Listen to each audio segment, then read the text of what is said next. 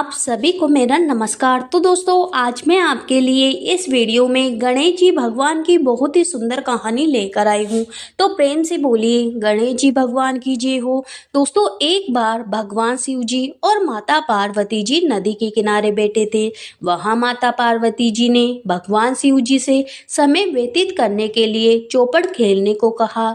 शिव जी चौपड़ खेलने के लिए तैयार हो गए, परंतु इस खेल में हार जीत का फैसला कौन करेगा, यह प्रश्न उनके समक्ष उठा। तो भगवान शिव जी ने कुछ दिन के एकत्रित कर उसका एक पुतला बनाकर उसकी प्राण प्रतिष्ठा कर दी और पुतले से कहा, बेटा हम चौपड़ खेलना चाहते हैं, परंतु हमारी हार जीत का फैसला करने वाला कोई नहीं है, इसलिए तुम बताना कि हम दोनों में से कौन हारा और कौन जीता। उसके बाद भगवान शिव जी और माता पार्वती जी का चौपड़ खेलना शुरू हो गया।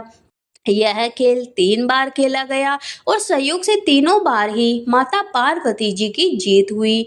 खेल समाप्त होने के बाद बालक से हार जीत का फैसला करने के लिए कहा गया, तो उस बालक ने महादेव जी को विजय बताया। यह सुनकर माता पार्वती जी क्रोधित हो गई और क्रोध में उन्होंने बालक को लंगड़ा होने, कीचड़ में पड़े रहने का श्राप दे दिया।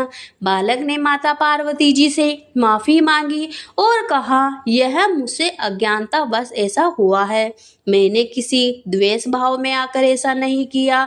बालक द्वारा क्षमा मांगने पर माता ने कहा, यहाँ गणेश पूजन के लिए नाग कन्याएं आएगी, उनके कहे अनुसार तुम गणेश व्रत करो, ऐसा करने से तुम मुझे प्राप्त करोगे।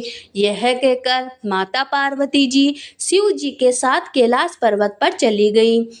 1 वर्ष के बाद उस स्थान पर नाग कन्याएं आई। तब नाग कन्याओं से श्री गणेश जी के व्रत की विधि मालूम करने पर उस बालक ने 21 दिन तक लगातार गणेश जी का व्रत किया।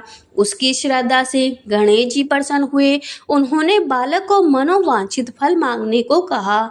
उस पर उस बालक ने कहा, हे विनायक जी महाराज, मुझे इतनी शक्ति दीजिए कि मैं अपने पैरों से चलकर अपने माता पिता के साथ कैलाश पर्वत पर पहुंच सकूं और वे यह देखकर प्रसन्न हो। तब बालक को वरदान देकर श्री गणेश जी महाराज अंतर्धान हो गए।